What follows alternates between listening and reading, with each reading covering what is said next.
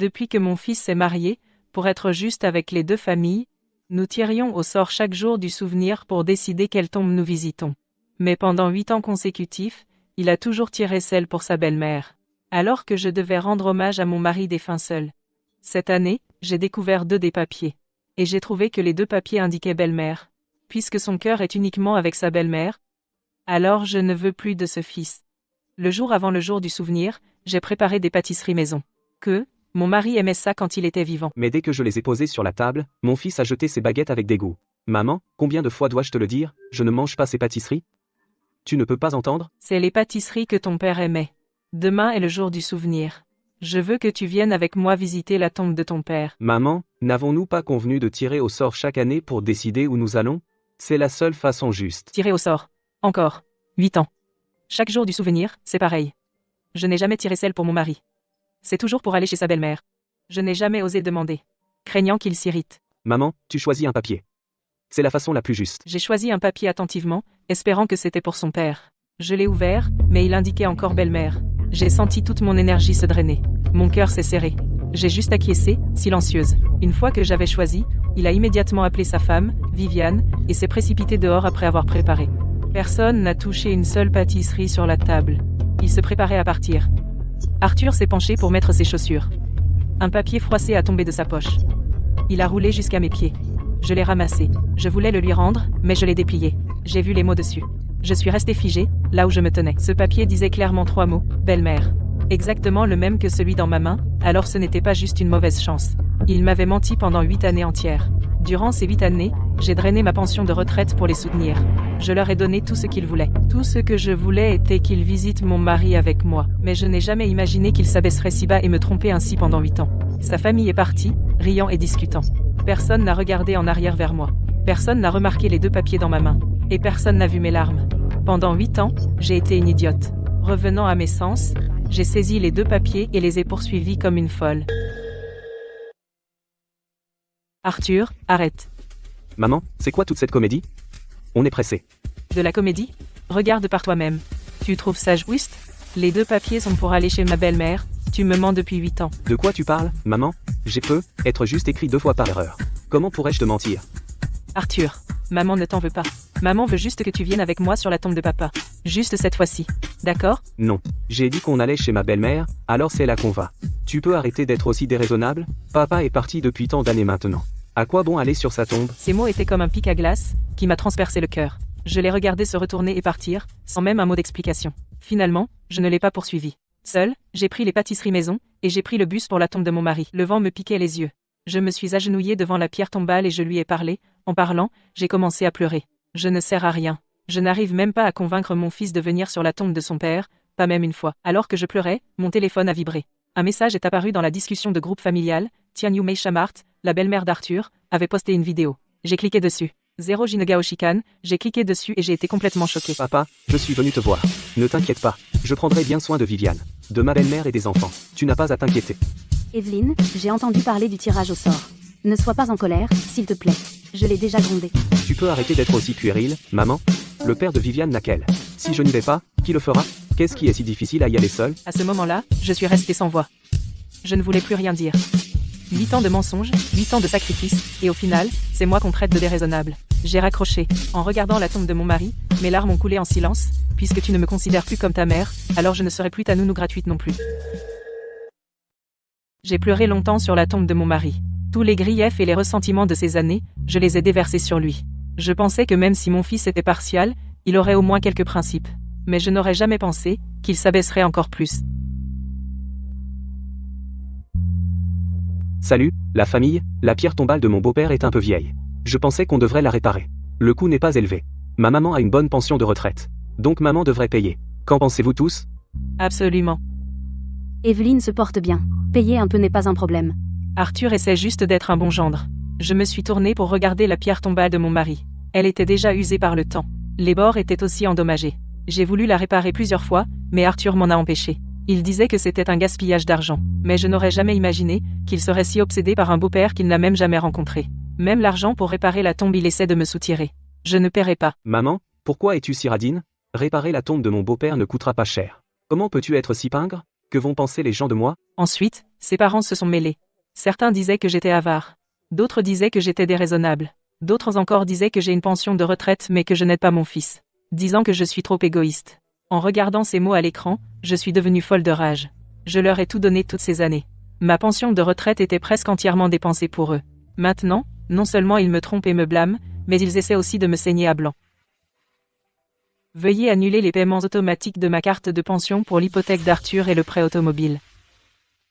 Peu de temps après, la banque a envoyé un SMS, confirmant l'annulation réussie des prélèvements automatiques. J'ai regardé le message, puis me suis tournée vers la tombe de mon mari. Tous ces souvenirs ont défilé devant mes yeux comme des scènes de film. Quand Arthur était petit et hospitalisé, il y est resté plus de 15 jours. Je suis restée à son chevet chaque jour. Je ne pouvais plus du tout m'occuper du travail à l'hôpital. À cette époque, l'hôpital sélectionnait un nouveau directeur, et j'étais la candidate la plus prometteuse, mais pour m'occuper de mon fils, j'ai volontairement renoncé à la promotion. Plus tard, Arthur s'est marié et a eu un enfant, mais ma belle-fille Viviane ne voulait pas l'élever, disant que c'était trop épuisant. J'ai eu pitié de mon fils, alors je suis venue vivre chez eux pour les aider à élever l'enfant. Je m'occupais de l'enfant et gérais la maison, lessive, cuisine et ménage, sans un seul jour de repos. Je pensais que tous mes sacrifices et mes efforts mériteraient un peu de gratitude de la part de mon fils, mais au final, je n'ai récolté que tromperie et exploitation sans fin. Alors que je réfléchissais, mon téléphone a vibré, c'était un message vocal d'Arthur. Maman, tu es incroyable, juste pour un peu d'argent, tu as vraiment arrêté les paiements de l'hypothèque et du prêt automobile. Tu dois vraiment en faire tout un plat? Oh, maman, Viviane et moi on veut des fruits de mer, alors dépêche-toi de rentrer préparer un dîner aux fruits de mer, on mangera après avoir vu papa. Après avoir écouté le message, je n'ai pu m'empêcher de sourire amèrement. Toutes mes décennies d'efforts n'avaient aucune valeur à ses yeux, comme si je nourrissais un chien. Alors pourquoi continuer à me sacrifier pour leur faire plaisir? Pourquoi ne pourrais-je pas vivre pour moi? Je n'ai plus hésité, j'ai trouvé le numéro du directeur Dubois dans mon téléphone, et j'ai appelé. Directeur Dubois, j'accepte le retour que vous m'avez proposé, veuillez m'aider à l'organiser. En revenant du cimetière, contrairement à d'habitude, je ne me suis pas précipité dans la cuisine pour leur cuisiner, à la place, je me suis fait une tasse de thé. Pendant que je buvais mon thé, mon téléphone a sonné. C'était un message de la discussion de groupe familial. Je l'ai ouvert et j'ai vu Marthe qui frime encore, en postant une photo d'un collier, avec le commentaire d'Arthur en dessous, qui en faisait des tonnes. Tant que ma belle-mère l'aime, je t'en achèterai de meilleurs plus tard. En regardant le collier brillant sur la photo, j'ai pensé aux vêtements que je portais qui étaient délavés, et mon cœur s'est serré comme transpercé d'aiguilles. Je ne pouvais pas m'acheter de nouveaux vêtements, ni même faire un bon repas. Pourtant, ils dépensaient mon argent sans compter, et s'attendaient encore à ce que je les serve sans broncher. Maman, tu peux commencer à préparer le dîner. On arrive bientôt. Les fruits de mer doivent être frais. Fais la soupe bien consistante. Viviane attend. J'ai ricané et j'ai claqué la tasse de thé sur la table. Je refuse de continuer à être cette nounou gratuite, et je refuse de ravaler ma colère. Ils peuvent cuisiner ce qu'ils veulent eux-mêmes, et trouver qui ils veulent pour les servir. Peu de temps après, la famille d'Arthur est rentrée. Dès qu'ils sont entrés, ils n'ont vu sur la table que les restes des pâtisseries maison du petit déjeuner, et rien d'autre, absolument rien. Ma belle-fille Viviane a immédiatement froncé les sourcils, le visage sombre. Maman, qu'est-ce que tu fais? Je t'ai demandé de préparer un dîner aux fruits de mer, et tu nous laisses ça? Tu le fais exprès? Je l'ai ignoré et me suis assise sur le canapé sans dire un mot. Voyant que je restais silencieuse, elle s'est encore plus énervée, a sorti son téléphone, et a commandé une livraison de fruits de mer à $300. Puisque tu ne veux pas cuisiner, je vais juste commander, et c'est toi qui paieras. Tu payes? Je n'ai pas d'argent. Pas d'argent. Ta pension de retraite mensuelle est de plus de 1200 €, comment tu peux n'avoir pas d'argent? Maman, tu es tellement radine. Tu ne veux même pas commander une livraison de fruits de mer pour nous. Tu deviens encore plus mesquine avec l'âge. Exactement, maman. Nous courons toute la journée, et nous ne pouvons même pas avoir un repas convenable. Tu es tellement égoïste. Tu ne te soucies pas de cette famille du tout. Ils n'arrêtaient pas de me blâmer sans relâche. Se moquant de moi, me faisant porter toute la responsabilité. En regardant leur visage hideux, les griefs et la rancune accumulée pendant des décennies ne pouvaient plus être contenus. Si vous le prenez ainsi, nous allons régler nos comptes, et voir qui a été égoïste durant toutes ces années, et qui a machiné contre qui. Règlement de compte. Qu'est-ce qu'il y a à régler? Tu vis dans notre maison. Tu manges notre nourriture. Tu profites depuis des années. Et tu oses nous demander des comptes? Profiter? Arthur, regarde-toi en face. Est-ce que j'ai vraiment profité toutes ces années? Ma pension de retraite est de 1200 € par mois. Je donne 800 € pour les dépenses du foyer. Les courses, les factures, les charges, je paie tout. Votre hypothèque et votre prêt automobile. Je vous aide à les payer avec ma pension. Vous ne me donnez que 50 € par mois. Ce n'est même pas assez pour 3 jours de nourriture. Et vous osez dire que je profite? Maman, comment peux-tu dire ça? On ne te fait pas payer de loyer pour la chambre que tu occupes. Tu manges aussi la nourriture. C'est normal que tu participes un peu financièrement, non? Exactement. On ne t'a pas demandé de payer un loyer, on a déjà été plus que généreux. Tu participes aux frais de subsistance. Tu nous aides à rembourser quelques prêts. De quoi te plains-tu? Leurs paroles étaient comme des couteaux. Ils me transperçaient le cœur. Arthur. Prends bien soin de ta maman à l'avenir, ne la laisse pas souffrir. Mais maintenant, Non seulement il n'a pas pris soin de moi, mais il en a profité encore plus. Il m'a trompé. Il n'a jamais dit un mot sincère. Maman, je te préviens. Si tu continues à faire des histoires comme ça, je ne subviendrai plus à ta retraite, on verra ce que tu feras quand tu seras vieille. En entendant ça, j'ai en fait ri. Subvenir à ma retraite, à partir du moment où j'ai décidé de couper le soutien financier, je n'ai jamais attendu de lui qu'il subvienne à ma retraite. Ce soir-là, ils ont crié jusqu'à en être repus. Puis ils sont simplement rentrés dans leur chambre et ont dormi. Personne ne s'est occupé de moi. Et personne n'a mentionné de régler les comptes. J'ai passé la nuit sur le canapé, à ruminer, j'ai finalement décidé de quitter cette maison. Pour quitter ce lieu qui a brisé mon cœur, où j'ai donné des décennies, et où je n'ai rien obtenu. Je suis discrètement rentré dans ma chambre. J'ai préparé un simple sac, juste quelques vêtements de rechange et des photos de mon mari. Je n'ai pris aucune chose de cette maison. Car tout ici me rendait malade. Après avoir préparé mon sac, mon téléphone a vibré. C'était un message d'Arthur. Maman, lève-toi tôt demain.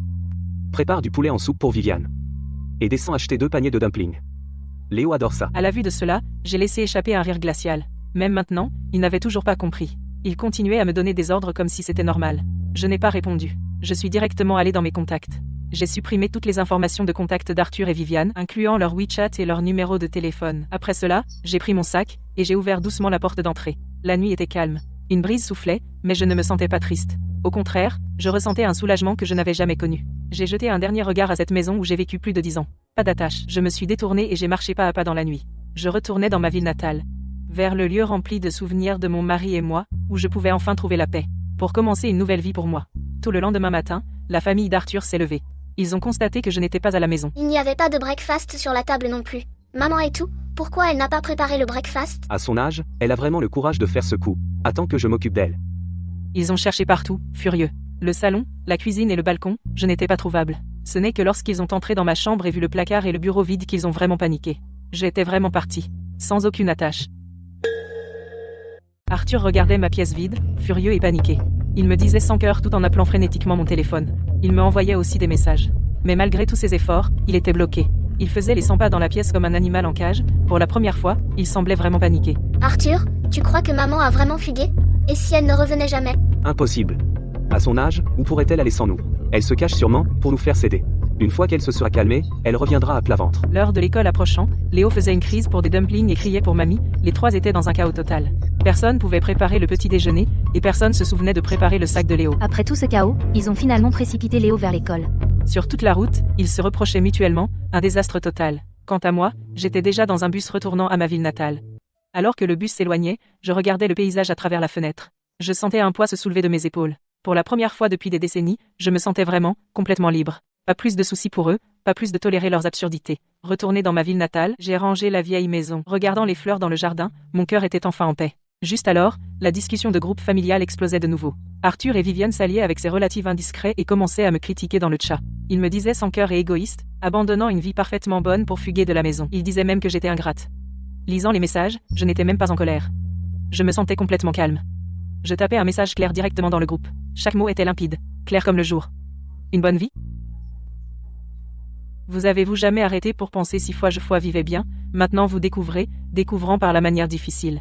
Il n'y a personne courant autour faisant tout pour vous, donc vous commencez à transpirer, commencez à paniquer.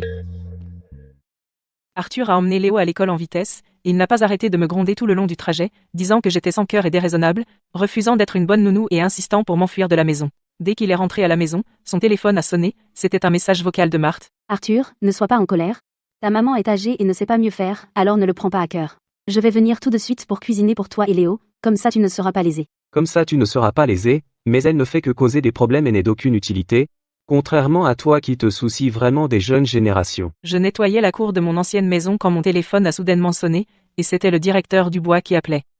Evelyne, j'ai une bonne nouvelle pour toi, car l'hôpital a rédigé la lettre de nomination pour le nouveau directeur, alors viens à l'hôpital cet après-midi pour la signer, et tu pourras officiellement prendre tes fonctions demain. Après avoir entendu ça, j'étais tellement excitée que je ne pouvais plus parler, et des larmes ont immédiatement coulé de mes yeux. Pendant tant d'années, j'ai renoncé à des promotions pour mon fils et j'ai abandonné ma propre carrière, mais maintenant, je peux enfin revenir à mes aspirations initiales et être à nouveau moi-même.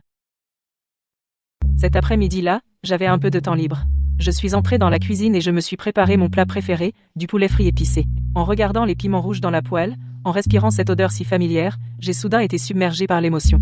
Toutes ces années, pour m'adapter à la famille d'Arthur, puisqu'il ne mange pas épicé, je n'ai plus jamais refait de poulet frit épicé. J'ai même dû garder mes plats préférés pour moi seul. Toujours à m'adapter à eux, avec précaution. Maintenant, je peux enfin faire ce qui me plaît. Cuisiner ce que j'aime. Sans avoir à me soucier de l'avis de qui que ce soit. Pendant ce temps, du côté d'Arthur, la discussion de groupe familial était à nouveau en effervescence. Arthur a posté plusieurs photos. Il y avait des fruits et des snacks que Marthe avait apportés, et des compléments alimentaires. La légende disait, ma belle-mère a vraiment de l'attention pour moi. Elle sait que nous sommes 300 personnes pour s'occuper de nous, alors elle est venue spécialement et a apporté tant de bonnes choses. Juste après, Arthur a transféré $80 à Marthe. Il a posté dans le groupe, c'est ce qu'on appelle amour donné, amour rendu, je l'ai arrosé. Arthur semblait vouloir prouver à tout le monde que sans moi, leur vie serait meilleure. Marthe était aussi très contente. Elle a retroussé ses manches et est entrée dans la cuisine voulant faire étalage de ses talents culinaires, mais elle ne sait absolument pas cuisiner. Elle avait l'air maladroite, même en tenant une spatule. Elle a accidentellement mis trop d'huile. Une épaisse fumée s'est instantanément échappée de la poêle, la faisant crier de peur. Elle a mis la cuisine dans un désordre complet. La nourriture était brûlée. De l'huile avait giclé partout. Ça fait un moment que je n'ai pas cuisiné, je suis juste un peu rouillée. Je sais cuisiner. Vite, fais comme si tu cuisinais. Laisse-moi prendre une photo. Montrons à tout le monde à quel point ma belle-mère est géniale. Alors que Marthe se dépêchait de prendre la pause, elle n'a pas remarqué l'huile renversée par terre. Son pied a glissé, et elle est tombée lourdement au sol, en poussant un cri perçant. Marthe a fait une mauvaise chute. Arthur et Viviane l'ont emmenée d'urgence à l'hôpital. Après l'examen, le médecin a dit que ma mère s'était foulé le dos. Elle doit rester alitée un moment. Elle ne peut rien porter de lourd. On ne peut pas laisser ma mère sans personne pour s'occuper d'elle. Et si on engageait un aide-soignant, sinon, on a encore Léo à la maison à surveiller. Et toi, tu dois aller travailler. On ne peut pas tout gérer. Engager un aide-soignant? C'est cher et compliqué. Est-ce que ma mère n'est pas les dents gratuits parfaits, juste là? Appelle-la, dis-lui que ta mère est blessée, et qu'elle doit venir à l'hôpital s'occuper d'elle tout de suite. Si elle ose ne pas se pointer, alors elle peut oublier que je subviendrai à sa retraite plus tard. Bien que Viviane était réticente, elle a quand même écouté Arthur. Et m'a appelé. Ma mère est blessée, à l'hôpital. Arthur veut que tu viennes tout de suite t'occuper d'elle. J'ai écouté son ton plein d'entitlement, mon cœur s'est glacé. Je n'ai pas hésité un instant. J'ai refusé carrément. Pourquoi est-ce que j'irais? Je n'ai aucune obligation de m'occuper d'elle. Arthur a découvert que j'avais refusé. Il est entré dans une colère noire. Il s'est mis à hurler dans le couloir de l'hôpital. Il m'a traité de sans-cœur et d'ingrate. Finalement, les dents serrées, il a décidé de retourner lui-même dans notre ville natale, il voulait m'y amener de force. Cet après-midi-là, je me suis préparée et je me suis rendue à l'hôpital à l'heure pour signer les papiers. Je venais juste de pénétrer dans le couloir de l'hôpital. Quand j'ai aperçu une silhouette familière. C'était Arthur. Il était furieux, et ne cessait de m'insulter. On s'est littéralement rentré dedans. Dès qu'Arthur m'a vu, ses yeux se sont illuminés. Il m'a attrapé par le bras. Je savais que tu viendrais un peu pas vivre sans nous. Tu ne peux pas vivre sans cette famille non plus. Ne te fais pas d'illusions. Je suis ici pour commencer mon nouveau travail à l'hôpital, pas pour m'occuper de Marthe. Mais Arthur ne voulait rien entendre. Il a gardé une poigne de fer sur mon bras. En me traînant vers la chambre de Marthe. Arrête de jouer la comédie. Tu es vieille. Personne ne t'embaucherait comme femme de ménage. Va t'occuper de ma belle-mère. C'est ton devoir en tant que membre de la famille. En voyant le visage suffisant de Marthe dans le lit d'hôpital, j'ai senti ma colère bouillir à nouveau. Arthur m'a traîné dans la pièce, il a tout de suite pris cet air suffisant. Tu vois? Je te l'avais dit. Maman, elle aboie mais ne mord pas. Elle est venue s'occuper de ta mère d'elle-même. Maintenant qu'elle est là, ta mère peut se concentrer sur sa guérison. Evelyne, ne sois pas en colère, s'il te plaît.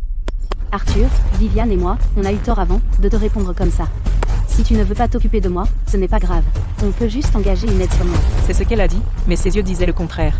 Elle était sûre que je ne les abandonnerais pas. Arrête ton char. Je ne suis pas là pour m'occuper de toi. Ton gendre, Arthur, m'a traîné ici. Maman? Comment peux-tu parler comme ça? Ma belle-mère est gentille, et toi, tu lui aboies dessus? D'ailleurs, si tu n'avais pas pris la fuite, est-ce que ma belle-mère se serait blessée? Excuse-toi auprès d'elle, tout de suite. Sinon, tu ne pars pas. Je n'ai rien fait de mal. Pourquoi je devrais m'excuser? Sur ce, je me suis tournée pour partir. Mais Arthur m'a attrapé et m'a arrêté. Maman. Je te propose une porte de sortie. Tu t'occupes bien de ma belle-mère, et dès qu'elle ira mieux, je te promets de subvenir à ta retraite. Je ne reviendrai pas sur ma parole. Tu vois comme je suis bon avec ma belle-mère? Si tu fais ce qu'on te dit, je te traiterai bien aussi. Ces mots ont immédiatement ravivé des souvenirs. Quand je me suis coincé le dos en cuisinant, j'avais si mal que je ne pouvais même pas me tenir droite. Il ne voulait même pas m'acheter quelques dollars de médicaments. Il a rétorqué que je dramatisais, Et m'a dit de me dépêcher pour préparer le dîner. que Léo attendait son dîner. Tu veux améliorer la chambre de ta belle-mère, c'est ton affaire. Ça ne me regarde pas. Et je n'ai pas besoin que tu subviennes à ma retraite. Ne t'avise pas d'utiliser ça pour me menacer. Arthur est resté sans voix devant mes mots. À ce moment-là, une infirmière s'est approchée et a demandé à Arthur de payer pour l'amélioration en chambre VIP.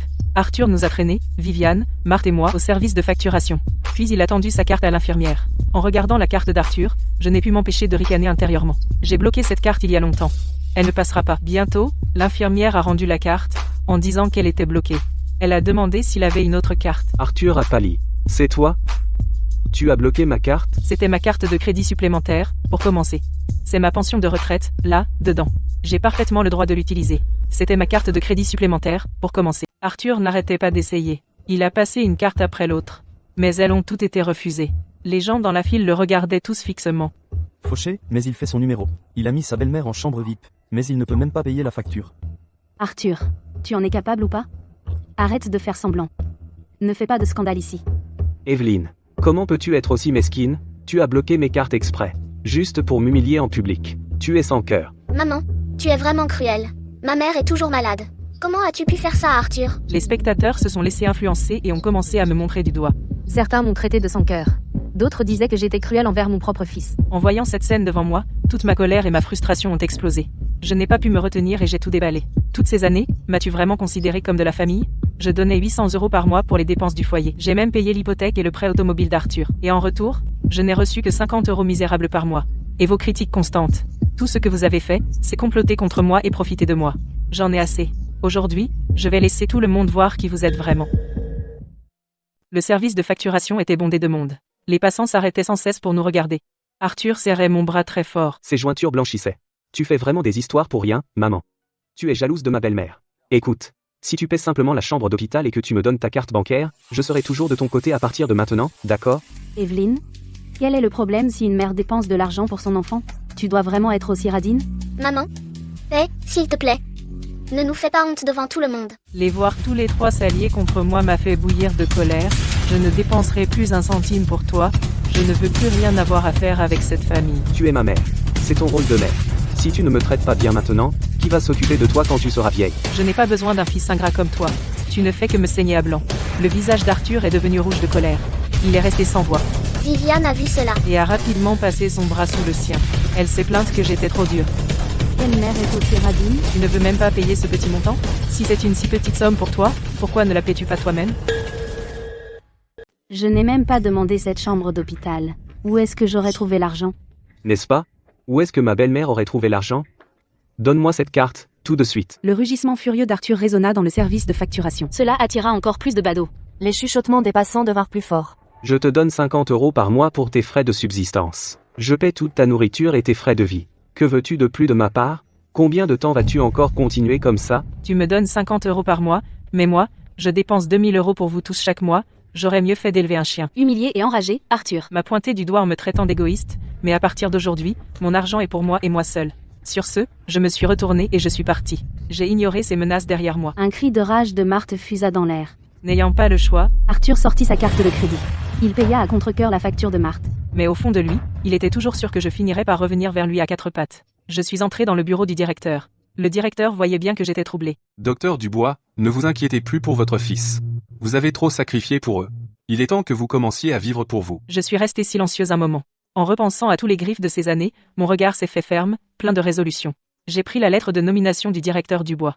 J'ai signé mon nom avec une intention solennelle. Un sourire facile, perdu depuis longtemps, s'est enfin dessiné sur mon visage. Cette semaine-là, je me sentais si libre et détendue. J'allais à l'hôpital tous les jours et je me suis habituée à mon nouveau travail. Après le boulot, je rentrais à mon ancienne maison à la campagne et je cuisinais ce qui me faisait plaisir. Je parlais à la photo de mon mari, j'ai coupé tout contact avec Arthur et sa famille, plus besoin de subir leur saute d'humeur ou de ravaler mes mots. Un jour, Viviane est rentrée, traînant Léo qui pleurait à chaudes larmes. Elle est entrée en trombe, et a jeté son sac sur le canapé. Elle s'est tournée vers Arthur, assis sur le canapé à scroller sur son téléphone, et a crié. Arthur, il faut que tu ramènes ta mère pour qu'elle emmène Léo à l'école. Je prends des jours de congé tous les jours, et mon patron est déjà furieux. Si ça continue, je vais me faire virer. Qu'est-ce qui te presse? Elle ne peut pas survivre sans nous. Elle finira par revenir à quatre pattes. Arthur essayait d'avoir l'air confiant, mais ne pouvait cacher son malaise. Leur dispute s'envenimait de plus en plus. Léo avait tellement peur qu'il s'est mis à hurler. Si ta mère ne revient pas bientôt, l'hypothèque et le prêt automobile, comment on va les payer? Et comment tu vas rembourser ton découvert de carte de crédit? Comment? Mais Arthur est resté buté. Il a insisté, ne t'inquiète pas. Une fois qu'elle aura assez souffert dehors, elle nous suppliera de la laisser revenir. C'est à ce moment-là que son téléphone a sonné, le visage d'Arthur s'est illuminé d'excitation, il a cru que c'était sa mère qui appelait. Tu vois? Ma mère appelle. Pile à l'heure. Arthur saisit rapidement son téléphone. Mais lorsqu'il vit que c'était un rappel de paiement, Le sourire sur son visage disparut instantanément. il murmura entre ses dents. Comment est-ce possible? L'hypothèque et le prêt automobile sont dus. Si tu ne trouves pas l'argent maintenant, ils vont prendre notre maison et notre voiture. Ne t'inquiète pas, je trouverai une solution. En dernier recours, je demanderai simplement à maman. Il se tourna pour tester la réaction de Marthe. Maman, tu pourrais nous donner un peu d'argent pour nous aider? Nous te rembourserons dès que ma mère sera d'accord. PFF. Ma pension de retraite me suffit juste pour vivre. Je n'ai rien de plus. C'est toi qui as dit que je devais venir profiter de mes années dorées. Et maintenant tu attends que je contribue? Après avoir été rejeté, Arthur n'avait d'autre choix que de prendre le téléphone de Léo et m'envoyer un message vocal menaçant. Maman, donne-moi ta carte de pension maintenant. Je l'ai besoin pour l'hypothèque et le prêt automobile. Sinon, tu seras seule quand tu seras vieille. Pendant ce temps, dans la salle de conférence de l'hôpital, je présentais le cas et le plan chirurgical au directeur Dubois et au médecin. Le problème principal est un blocage vasculaire. Nous commencerons avec une thérapie interventionnelle, suivie par des médicaments. Elle présente le risque le plus faible et le temps de récupération le plus rapide. Le plan est très solide. Tu n'as pas perdu ton talent. L'hôpital a décidé d'organiser une conférence de presse d'investiture du directeur demain, nommant officiellement vous comme le nouveau directeur. Je fus stupéfaite pour un instant. Puis je souris. Juste alors, mon téléphone vibra. Je ouvris le message vocal de Arthur. Mon visage s'est assombri.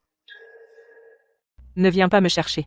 Je te l'ai dit, je ne te donnerai pas un sou. Ne laisse pas ces gens t'entraîner vers le bas. Concentre-toi simplement sur ton travail. J'ai hoché la tête, hésitante. Puis j'ai supprimé le WeChat de mon petit-fils Léo, coupant complètement le contact avec eux. L'atmosphère chez les os était tendue. Arthur ne pouvait pas me joindre. Les avis de recouvrement ne cessaient d'arriver. Il paniquait complètement. Viviane l'a pressé de rentrer à la maison pour demander pardon. Mais Arthur a refusé, trop fier pour le faire. Il a demandé une avance sur salaire à son entreprise. Mais son patron l'a refusé. À moins que tu n'obtiennes une interview exclusive du nouveau directeur de l'hôpital, tu n'auras pas non plus ta prime de performance ce mois-ci. Arthur s'est immédiatement dégonflé. Il n'avait aucune idée de qui était le nouveau directeur, Viviane a suggéré. Que sa mère a des relations à l'hôpital. Je vais lui demander de se renseigner sur le nouveau directeur. On pourrait décrocher cette interview. Les yeux d'Arthur se sont illuminés. Il a approuvé d'un signe de tête. Mais au fond de lui, il m'en voulait, de l'avoir mis dans cette situation. Le lendemain, Arthur et Viviane ont emmené Marthe et Léo à la conférence de presse d'investiture du directeur. Arthur a vu une Femme en blouse de laboratoire entourée de personnel. Excusez-moi, savez-vous qui est le nouveau directeur? Nous aimerions faire une interview. La femme s'est lentement retournée. Les trois sont restés figés sur place. Cette femme posée et déterminée, c'était moi. Arthur était là, bouche bée, sans voix. Il n'avait jamais imaginé que la mère qu'il traitait comme une nounou gratuite était en fait la nouvelle directrice de l'hôpital municipal. Il n'aurait jamais imaginé que la mère qu'il utilisait comme nounou gratuite serait la nouvelle directrice de l'hôpital. La salle était comble pour la conférence de presse. Le personnel s'affairait aux préparatifs. Les invités discutaient par petits groupes. Arthur et Viviane, suivis de Marthe et Léo, Mettent un bon moment à revenir à eux. leurs yeux étaient rivés sur moi. Portant une blouse de laboratoire, ici même. Si tu n'as pas les compétences, ne prends pas le poste. Même une femme de ménage a besoin de la bonne tenue. Il a délibérément haussé le ton, attirant l'attention des invités alentour. Marthe s'est approchée avec sa canne. Evelyne, je te le dis, tu devrais rentrer avec nous tout de suite. Maman, arrête d'être têtue. Rentre simplement avec nous. Léo t'attend. Pour payer notre hypothèque. S'occuper de l'enfant, c'est ton vrai travail. Je ne rentre pas avec vous. Et je ne vous donnerai plus un centime. Vos problèmes ne me regardent pas. Sur ce, je me suis tournée pour partir. Mais Arthur m'a immédiatement arrêté. Son regard moqueur s'est changé en un regard blessé. Il a crié aux invités autour de lui. Venez tous juger ça. C'est ma mère. Elle se fiche que mon fils et moi vivions ou mourions, j'aurais pu laisser passer ça. Mais elle a pris l'argent et nous a plantés là, nous laissant ensevelis sous les dettes. Et maintenant, elle ne veut même pas nous reconnaître. Je vous le demande, quelle mère fait ça? Les invités ont commencé à se rassembler, Montrant du doigt et chuchotant sans arrêt. les commentaires n'en finissaient plus. Arthur a vu encore plus de monde s'assembler. Il a rapidement tiré Viviane et Marthe à l'écart. Il leur a chuchoté. Le point faible de maman, c'est son orgueil. Si tout le monde se met à la critiquer, elle va forcément céder. Et abandonner sa carte de retraite. On est vraiment désespéré. On ne peut même pas payer l'hypothèque ni le prêt auto. Et Léo n'a personne pour s'occuper de lui. Comment peut-elle, ma propre mère, être si cruelle? S'il vous plaît, aidez-moi à rassembler plus de monde. Je vous récompenserai correctement plus tard. Venez voir, tout le monde. Cette dame ici, ignore son propre fils et son petit-fils, elle a pris tout l'argent et s'est enfuie. C'est tout simplement inhumain. Bientôt, encore plus de badauds se sont rassemblés. Arthur se tenait droit au centre de la foule. Il a déformé la vérité face à la foule. Ma mère a pris sa pension et s'est enfuie. Elle nous a laissés sous une montagne de dettes. On ne peut même plus payer les frais de scolarité de Léo. Comment est-ce qu'on est censé vivre? Viviane se tenait à proximité, essuyant ses larmes. Elle a répété ses paroles. Arthur regardait la foule qui l'entourait. Il était secrètement satisfait, Il était certain que j'allais céder, les spectateurs étaient dupés par ses mensonges. Ils m'ont tous traité de sans-cœur et d'égoïste, certains ont même sorti leur téléphone pour filmer. N'écoutez pas leurs mensonges. Cet argent, c'est ma pension de retraite. Je n'ai pas volé l'argent pour m'enfuir. Ils ont vécu à mes crochets. J'en ai assez d'être exploité. J'avais à peine fini de parler que le journaliste Chen m'a interrompu. Madame, vous prétendez que cet argent est le vôtre? Avez-vous des preuves? Je n'ai pas apporté les relevés de carte de crédit. Je n'ai pas pu répliquer sur le moment. Maman, arrête de te battre. Donne-moi la carte de retraite, et j'arrêterai. Sinon, ta réputation sera ruinée à jamais. Tu mains sur mon compte pour de l'argent. Tu ne te soucies même pas du lien entre une mère et son fils. Tu ne mérites pas d'être mon fils. Arthur, humilié et furieux. S'est mis à crier sur la foule. Regardez, elle refuse toujours d'avouer. La farce a complètement dégénéré. La conférence de presse a instantanément sombré dans le chaos total. Cette farce empire. Marthe voit ça. Et tire rapidement Léo en avant. Fait semblant de servir de médiateur. Tout le monde, arrêtez de vous disputer. Nous sommes tous en famille. Parlons-en calmement.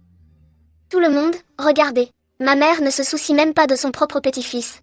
Elle ne se soucie même pas que l'enfant pleure comme ça. Qu'est-ce que c'est sinon de la maltraitance infantile? Le journaliste Chen, soudoyé, profite aussi de l'occasion pour semer la zizanie. En tant que grand-mère, elle ne se soucie ni de son fils ni de son petit-fils, elle ne pense qu'à son propre plaisir, c'en est trop. Ma mère a toujours été dure avec moi.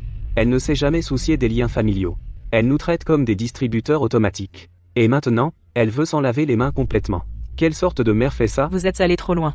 Vous déformez la vérité. Plus j'y pense, plus je me mets en colère. Je me souviens soudain que j'ai enregistré sur mon téléphone l'enregistrement vocal d'Arthur me menaçant. Je sors immédiatement mon téléphone. Je lance l'audio. La voix d'Arthur a explosé de mon téléphone. Chaque mot me menaçait de lui donner ma carte de pension de retraite ou il refuserait de subvenir à ma retraite. Arthur a entendu cet enregistrement. Son visage est devenu livide, le journaliste Chen a vu que la situation tournait mal. Il savait que ses mensonges étaient sur le point d'être exposés, il a vite rangé son micro. Il s'est retourné et s'est échappé. Juste à ce moment, le directeur Dubois s'est approché à grands pas. Son expression était sévère. Il s'est emporté contre Arthur et sa famille. Que faites-vous? C'est la conférence de presse d'investiture du nouveau directeur. Ce n'est pas un lieu pour créer des troubles. Arthur a reconnu le directeur Dubois. Il a instantanément adopté un ton suppliant. Directeur Dubois, vous devez entendre ça. Ma mère refuse de nous aider avec notre hypothèque et notre prêt automobile. Elle ne se soucie pas si nous vivons ou mourons. Nous n'avions pas d'autre choix que de venir ici. Viviane a ajouté, implorant. Elle espérait que le directeur Dubois me convaincrait. J'ai entendu depuis longtemps que votre famille exploitait le docteur Dubois. Sa pension de retraite a été entièrement prise par vous pour payer des dettes et faire des folies. Elle a le droit de contrôler son argent. Elle n'a aucune obligation de continuer à vous soutenir. Vous devriez apprendre à être reconnaissant. N'en demandez pas trop. Dès que le directeur Dubois eut fini de parler, La foule s'est immédiatement déchaînée. Il ment, ne l'écoutez pas. Ma mère et le directeur Dubois ont une liaison, c'est pour ça qu'il la soutient. Ce n'est qu'une vieille femme. Comment pourrait-elle jamais devenir directrice? Marthe et Viviane ont enchaîné, me salissant avec lui, je n'en pouvais plus, j'ai avancé, et j'ai giflé Arthur. J'ai dit fermement, je t'ai donné toute ma vie, et ce que j'ai reçu en retour, c'était calomnie constante et tes manigances, tu n'as vraiment aucune honte. Le directeur Dubois était furieux, le visage blême de rage. Il a attrapé le micro et a annoncé solennellement à tous. J'annonce officiellement que Evelyne Dubois est la nouvelle directrice de notre hôpital municipal. Voici la lettre de nomination, tout le monde peut la regarder. Arthur, Viviane et Marthe ont fixé la lettre de nomination, complètement abasourdis, restés là sans voix. Les accusations autour d'eux ont redoublé, et ils sont devenus la cible du mépris de tous. Impossible. Vous êtes vraiment la directrice? Et en plus, vous avez une prime de 300 000 $? Le docteur Dubois est une neurologue de renommée nationale. Le plan de traitement neurologique qu'elle a développé à l'époque est toujours appliqué dans les hôpitaux du pays. Une personne si accomplie a été votre nounou gratuite chez vous tout ce temps. Vous n'avez pas su apprécier ses contributions et vous l'avez même humiliée et exploitée. Avez-vous seulement une conscience? Le docteur Zhao est également intervenu. S'adressant à la foule. Le docteur Dubois, pour sa famille à l'époque, a tant sacrifié. Pourtant, vous l'avez traité comme une nounou gratuite et une vache à lait. Vous êtes vraiment une bande de loups ingrats, Arthur, Viviane et Marthe. Sont restés sans voix, le visage rouge puis pâle de honte totale. Je ne donne à maman que 50 € par mois pour ses frais de subsistance. C'est elle qui est sans cœur. Elle ne lève pas le petit doigt pour nous aider. 50 €? C'est moi qui vous donne 2000 € chaque mois, pour couvrir votre hypothèque et votre prêt automobile. Tout l'argent que j'ai dépensé pour vous au fil des années. Vous avez une idée de combien ça représente? La foule a explosé de stupeur. Ils ont tous commencé à traiter Arthur et sa famille d'impudents et d'ingrats. J'ai endurci mon cœur. J'ai crié aux gardes de sécurité à proximité. Faites-les sortir. Ne les laissez plus causer de problèmes ici. Arthur a été saisi par les gardes de sécurité. Dans un éclair de désespoir, Il s'est soudainement libéré des gardes. Il s'est précipité et a serré Léo dans ses bras. Puis il s'est approché de nous. Maman. Léo est encore si jeune. C'est votre petit-fils. Ne pouvez-vous pas le faire pour l'amour de Léo, s'il vous plaît, aidez-nous? En voyant le petit visage de Léo, j'ai été vraiment touchée. Viviane et Marthe m'ont supplié, espérant que je leur donnerais une autre chance. Docteur Dubois, pour le bien de l'enfant, donnez-leur une autre chance pour recommencer. J'ai pris une grande respiration, tendant la main pour toucher la tête de Léo, prête à lui pardonner. Mais juste à ce moment, Léo a soudainement applaudi. Super. Mamie n'est plus en colère. Maintenant, nous aurons de nouveau quelqu'un pour cuisiner et payer nos dettes, et être notre nounou gratuite. Qu'est-ce que tu racontes? Maman, il est juste un enfant, il ne fait que babiller, ne le prends pas à cœur. Ma main s'est figée juste là. Toute cette douceur dans mon cœur s'est transformée en pure déception. Faites-les sortir. Ne les laissez plus jamais approcher de l'hôpital. Ou moi. La sécurité est immédiatement intervenue. Ils ont complètement expulsé Arthur et sa famille, qui suppliaient encore. Les agents de sécurité les ont traînés hors des lieux. Arthur a arrêté de faire semblant, il a montré son vrai visage, il n'a cessé de hurler des menaces en sortant. Ne crois pas avoir gagné, Evelyne. Ton argent finira par être à moi. Tu le regretteras un jour. J'ai pris une profonde inspiration, et apaisé la tempête en moi. Puis j'ai rappelé Monsieur Martin. Monsieur Martin, veuillez rédiger l'accord de rupture de lien au plus vite, et aidez-moi à récupérer tout ce que j'ai donné à Arthur et à sa famille au fil des années. Je veux récupérer tout ce qui m'appartient. Après avoir raccroché, j'ai ajusté mes vêtements, et je suis monté sur scène. Face aux invités et à mes collègues, j'ai fait un vœu solennel. À partir de maintenant, je vais me consacrer entièrement à mon travail à l'hôpital. Je vais passer le reste de ma vie à sauver plus de gens et à être à la hauteur de votre confiance. Au moment où j'ai fini, la salle a explosé en applaudissements. Le plan d'Arthur contre moi a explosé sur Internet. Quand sa compagnie a découvert cela, ils l'ont immédiatement licencié. Ils ont également publié une déclaration publique condamnant son comportement ignoble. Viviane a aussi été entraînée dans cette affaire, et a été suspendue de son travail. Son avenir est incertain. Marthe était tellement honteuse à cause de cela qu'elle s'est cachée chez elle, trop effrayée pour sortir. La dette familiale continuait d'augmenter. Arthur et Viviane ont commencé à se blâmer mutuellement, à se disputer sans arrêt, et à rejeter toute la responsabilité sur l'autre. Au milieu de la dispute, Marthe a suggéré soudainement Qu'ils pouvaient vendre la vieille maison d'Evelyne et Richard. Pour régler la dette d'abord. ce qui a illuminé les yeux d'Arthur. Il a déterré l'acte de la vieille maison et a vu son nom dessus. Il a décidé de vendre la maison sur le coup. Viviane a saisi son téléphone pour appeler un agent immobilier. Ils étaient désespérés de se débarrasser de cela. Je suis allé au cabinet d'avocat. Et j'ai remis tous les relevés de transfert que j'ai effectués pour Arthur et sa famille ces 10 dernières années ainsi que tous les relevés bancaires à Monsieur Martin. Après avoir tout additionné, le total atteignait 200 000 €. À ce moment-là, mon téléphone a sonné, un message d'un voisin disant que Arthur prévoyait vendre la vieille maison que j'ai partagée avec mon mari, Richard. J'ai regardé le message sans montrer la moindre émotion sur mon visage. Je savais qu'il ferait quelque chose comme ça. Madame Dubois, la vieille maison a déjà été transférée au nom d'Arthur. En passant par les procédures légales habituelles, il serait très difficile de la récupérer. Voici l'acte de donation immobilière datant de 5 ans. Il stipule clairement que si Arthur ne respecte pas son devoir de soutien, la donation est annulée et la propriété immobilière revient à moi. Après avoir lu l'accord, Monsieur Martin a acquiescé. Parfait. Avec ça, nous sommes en position de force. Je vais immédiatement demander une ordonnance de préservation des actifs pour bloquer tous les comptes bancaires d'Arthur, empêchant ainsi la vente de la vieille maison. Et je vous aiderai à récupérer tous les actifs qu'il a dilapidés. Arthur et Viviane sont à l'agence immobilière. Ils parviennent enfin à négocier un accord avec l'acheteur. Ils acceptent de vendre la vieille maison pour 120 000 €. Une fois les papiers signés, l'acheteur sort son téléphone pour scanner et payer. Mais l'écran affiche sans cesse échec de la transaction. Arthur panique. Il vérifie son propre téléphone. Son compte est également gelé. Il appelle immédiatement le service client de la banque. L'agent l'informe, votre compte a été gelé suite à un litige sur une dette immobilière. Madame Dubois a demandé le blocage. Il est temporairement indisponible. Arthur et Viviane sont instantanément pris de rage. Ils sont tous deux convaincus qu'elle les sabote délibérément, leur coupant toute issue. Arthur serre les dents et dit « Allons-y. On va régler son compte à Evelyne. Si elle ne nous laisse pas vivre en paix, elle n'en aura pas non plus. » Après avoir dit cela, furieux, il quitte l'agence en trombe. Arthur et Viviane se sont précipités chez moi, dans ma vieille maison, frappant à la porte comme des forcenés, et me hurlant des insultes tout du long. Evelyne, ouvrez cette porte. Je sais que vous êtes là. Arrêtez de faire le mort. Comment pouvez-vous nous empêcher d'entrer dans notre maison et bloquer mon compte? Evelyne. J'ai ouvert la porte calmement. Regardant leur visage furieux, je parlais d'une voix monotone et froide. Cette maison a toujours été à moi, c'est moi qui décide si elle est vendue. Et j'ai le droit de protéger ma propriété. Arthur a immédiatement sorti l'acte de propriété. Il a crié, furieux. Regarde bien. Mon nom est sur l'acte. Cette maison est à moi. Soit tu me laisses vendre cette maison, soit tu me donnes 150 000 €. Sinon, ce n'est pas fini. J'ai eu un rire glacial. Mes yeux étaient glacés. Tu me dois 200 000 €. Comment peux-tu faire le dur avec moi? Que je te dise clairement, Arthur. Je ne reprends pas seulement la maison. Je prends une action en justice pour te tenir responsable, tu rembourseras chaque centime que tu dois. Mes mots ont rendu Arthur muet. Puis il est devenu furieux et humilié. Il a pointé son index vers moi et a crié. C'est un mensonge. Je te donnais clairement 50 € chaque mois. Pour tes frais de subsistance. J'ai accompli mon devoir de soutien. Viviane a ajouté. Exactement. En tant que mère, il est naturel de dépenser de l'argent pour son fils. Pourquoi devrions-nous te rembourser, au juste? Tu es complètement déraisonnable. Je les ai fixés intensément. Que vous avez accompli votre devoir de soutien ou non, le tribunal décidera. C'est pas à vous de le dire. Et je prendrai une action en justice pour récupérer ce qui m'appartient. Arthur n'acceptait pas ça. Appelle les policiers, que les policiers arrangent ça. Je ne crois pas une seconde que la police prendra son parti. Viviane a immédiatement sorti son téléphone et a appelé la police, en attendant que la police arrive et remette les choses en ordre. La police est arrivée rapidement. Arthur a agi comme un homme qui se noie et s'accroche à une branche, il s'est précipité et a remis l'acte. Il a lancé avec urgence. Agent, regardez.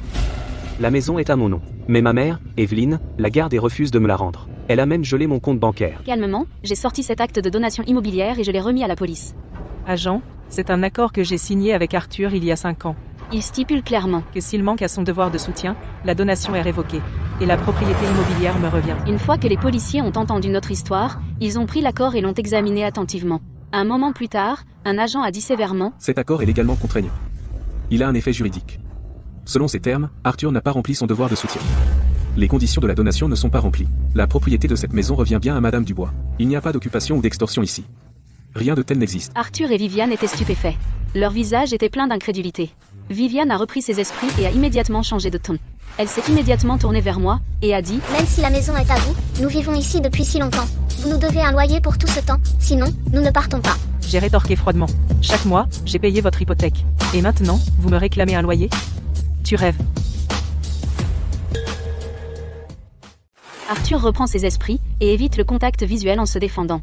Je n'avais aucune idée qu'il y avait ces clauses dans l'accord.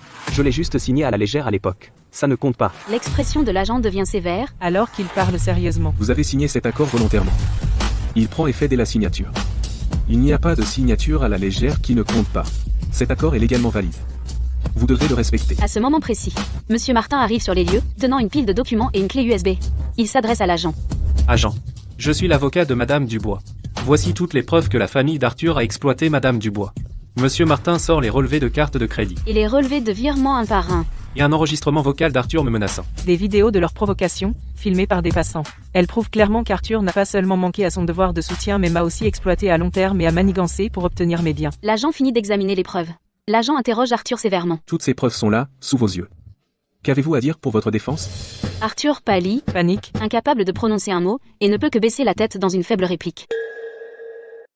Voir Arthur et Viviane complètement débraillés. Agent, faites sortir ces 2 personnes de ma maison. Et interdisez-leur de revenir. Je ne veux plus jamais être importuné par eux. À ces mots, Arthur a immédiatement perdu son sang-froid. Il m'a crié, Evelyne, ne sois pas si cruelle. Je suis ton fils, tu auras besoin de moi pour subvenir à ta retraite. je n'ai pas besoin de toi pour subvenir à ma retraite. Ma vie ne te regarde pas. À partir de maintenant, c'est fini entre nous. D'accord, puisque tu es si cruel, nous nous désavouons. Je ne t'appellerai plus jamais maman. Quand tu seras vieille et sans personne pour te prendre en charge, ne viens pas pleurer auprès de moi. Je laisse échapper un rire glacial. Parfait. Puis, je me tourne vers Monsieur Martin et dis, s'il vous plaît mettez sa déclaration de rupture de lien. En un accord de rupture de lien légalement valide. Finissons cela complètement. Monsieur Martin a acquiescé. Il a sorti un enregistreur vocal. Il s'est tourné vers Arthur et a dit. Répète ce que tu viens de dire. Ta déclaration de rupture de lien, je suis en train d'enregistrer tout. Comme preuve pour l'accord. Arthur était réticent, mais les mots étaient déjà sortis. Il n'avait pas le choix et a répété ces mots. L'enregistreur a clairement capturé ses paroles de rupture de lien. Cette déclaration verbale servira de preuve finale de notre rupture complète. La police A escorté Arthur et Viviane hors de la maison. Puis, Monsieur Martin et moi avons quitté la vieille maison. Pour être honnête, je l'avais anticipé. Arthur n'accepterait pas de rompre les liens facilement. Il est orgueilleux et avide. Une fois provoqué, il le dirait certainement lui-même. Donc je l'ai provoqué délibérément avant. Juste pour obtenir des preuves solides. Après avoir entendu cela, Monsieur Martin a acquiescé. Il a dit avec approbation. Madame Dubois, vous avez pensé à tout. Avec sa déclaration verbale et l'enregistrement comme preuve, l'effet juridique de l'accord de rupture de lien sera beaucoup plus fort. Je préparerai l'accord rapidement. Une fois imprimé, je l'envoierai à la famille d'Arthur. Je documenterai tout le processus. Pour garantir que vos droits légaux sont pleinement protégés. J'ai acquiescé. Un poids immense a été levé de mon cœur. Une fois que l'accord prendra effet, je serai enfin libre de leur harcèlement. Après avoir été expulsés, Arthur, Viviane et Marthe n'ont pu louer qu'un petit appartement miteux, exigu et misérable. La vie était un vrai combat. Sans mon soutien financier, ils ne pouvaient même pas se payer la nourriture et le logement de base. Les appels pour l'hypothèque et les dettes ne cessaient d'arriver. Un jour, Viviane a reçu un accord de rupture de lien livré par un coursier. Elle l'a vite ouvert et l'a tendu à Arthur. Après avoir lu les termes de l'accord, Arthur a compris qu'il avait totalement perdu le droit d'hériter de mes biens. Aucune chance de tirer un centime de plus de moi, il s'est effondré sur le champ. Elle ne veut vraiment plus de moi. Elle veut vraiment rompre les liens avec moi. Marthe a observé l'effondrement d'Arthur, ses yeux s'illuminant d'un plan machiavélique, Et s'est penché vers lui, baissant la voix. pour échafauder un plan, en disant « À quoi bon pleurer, Arthur ? Et si on montait une escroquerie à la fausse mort ? Tu fais semblant de te suicider. Quand Evelyne l'apprendra, elle va forcément s'attendrir. Ensuite, on pourra en profiter pour qu'elle paie toutes nos dettes. Si elle refuse, on fera un scandale à l'hôpital. On lui ruinera sa réputation. » Arthur et Viviane ont hésité un instant. En pensant à la situation désespérée dans laquelle ils se trouvaient, ils ont finalement hoché la tête en signe d'accord. Ils ont décidé de tout miser et de mettre en œuvre cette escroquerie à la fausse mort. Le lendemain, Je m'occupais du travail dans mon bureau à l'hôpital. Le docteur Zhao est entré précipitamment. Avec une expression troublée, il a dit « Directrice Dubois, les urgences viennent d'amener un patient. La famille dit que c'est votre fils, Arthur. Ils disent qu'il s'est suicidé. Il est aux urgences maintenant, mais sa famille refuse de nous laisser l'examiner. Ils ne bougeront pas avant que vous n'arriviez. » En entendant cela, je n'ai pas été le moins du monde surprise. Tout s'est mis en place. Arthur, le dos au mur, avait concocté un autre plan. Ce soi-disant suicide n'était qu'une manœuvre pour jouer sur ma sympathie et me soutirer mon argent. J'ai posé mon travail. Je me suis levé et j'ai dit calmement au docteur Zhao « Je vois. J'irai voir par moi-même. Il est temps de dévoiler leur petit jeu et d'y mettre fin une fois pour toutes. »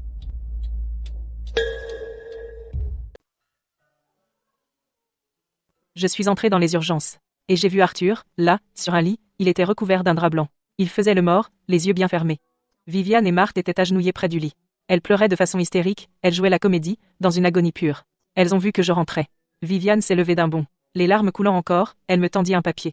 Maman, Arthur, il est parti. C'est son certificat de décès. S'il te plaît, maman, il était ton propre fils. S'il te plaît, aide-nous. J'ai pris le certificat de décès et j'ai fait semblant de l'étudier attentivement, j'ai vite repéré les défauts. La date indiquée était antérieure au suicide supposé d'Arthur. Une journée complète en avance. La typographie était complètement déformée, même le sceau officiel était flou. C'était clairement un faux. J'ai observé tranquillement Arthur, là sur le lit, puis j'ai remarqué que son doigt avait un petit tremblement, ça a confirmé tout. C'était tout un plan minutieusement organisé, une escroquerie. Viviane et Marthe, voyant mon silence, se sont précipitées, saisissant mon bras pour implorer. Elles m'ont supplié encore et encore de les aider à payer toutes leurs dettes. J'ai joué l'indécision, et j'ai demandé lentement. Alors, combien de dettes avez-vous encore ? Voyant que je commençais à céder, Viviane s'illumina instantanément, et sortit rapidement une pile de factures impayées de son sac. Elle me les tendit en les énumérant une à une. Maman, il nous reste encore 180 000 $ d'hypothèque et de prêt automobile, 75 000 $ de découvert de carte de crédit, et 45 000 $ pour les frais de scolarité de Léo. Ça fait un total de 300 000 $. Je pris les factures impayées, les regardai d'un œil vide, et dis lentement. D'accord. Je vais m'occuper de ces dettes. Les visages de Viviane et de Marthe s'illuminèrent immédiatement d'une joie pure. Mais j'ai ensuite changé de ton et ajouté calmement. Arthur vient de mourir, et ses tissus sont encore frais. Je me souviens qu'il y a un patient en état critique à l'hôpital dont le cœur correspond parfaitement au sien. Pourquoi ne pas lui faire don de son cœur ? Ce serait une chose significative à faire. et qui donnerait un sens à sa vie. Dès que j'eus dit cela, Viviane et Marthe paniquèrent instantanément. et pas à lire. Non. Absolument pas. En tant que médecin, je comprends mieux que personne la valeur de la vie. S'il donne son cœur, sa vie continuera à vivre autrement. J'ai alors sorti mon téléphone et appelé Dr Zhao. Dr Zhao ? Apporter un contrat de donation corporelle aux urgences. Viviane et Marthe étaient paniquées. Essayant désespérément de m'en empêcher. Elles n'arrêtaient pas de supplier, et Léo était là, tellement effrayé qu'il a commencé à pleurer. Il tirait sur mes vêtements, implorant. Mamie, ne donne pas le cœur de papa. Je veux mon papa. Je n'ai pas cédé. Après que Dr Zhao a apporté le contrat, je l'ai signé sans hésiter. J'ai dit à Dr Zhao d'amener le patient au bloc opératoire, préparer immédiatement l'opération de donation.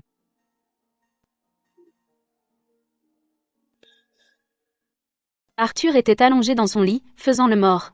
Quand il a entendu que son cœur allait être donné en salle d'opération, Il n'a plus pu continuer à jouer la comédie. il s'est redressé d'un bond dans son lit. Son visage était livide, et il a hurlé de terreur. Je ne suis pas mort. Je ne me suis pas suicidé.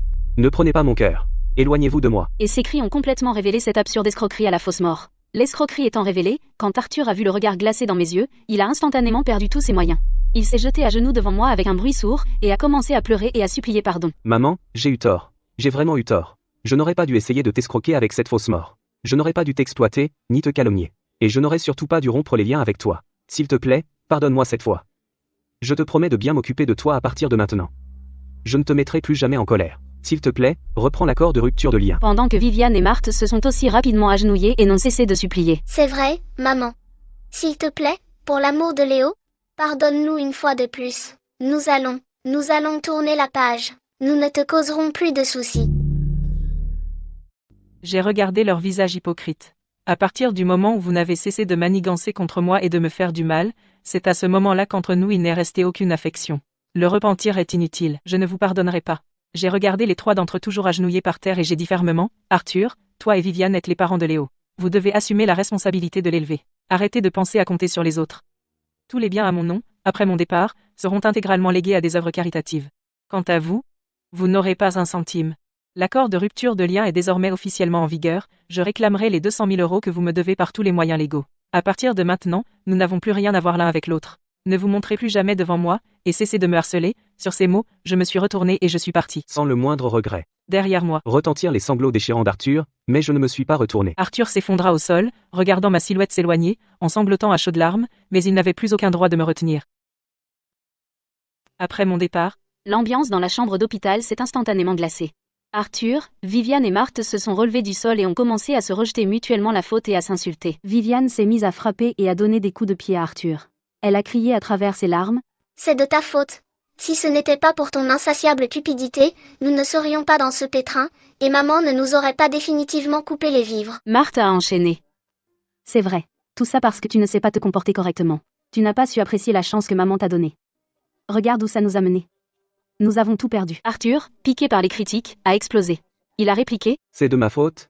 Si ce n'était pas pour ton stupide escroquerie à la fausse mort, est-ce qu'on aurait été démasqués? C'est toi qui as semé la zizanie, en faisant que maman et moi rompions tout lien. La dispute a dégénéré. Viviane Regarda Arthur, sans espoir, et son cœur sombra dans le désespoir. Elle attrapa Marthe et Léo, lança un regard furieux à Arthur, fit demi-tour et s'en alla. Elle ne s'est jamais retournée. Dans la chambre d'hôpital vide, seul Arthur était resté. Il s'est effondré sur le sol. Enfin, il a compris. Mais à ce moment-là, il avait tout perdu. Il ne lui restait plus que des regrets éternels.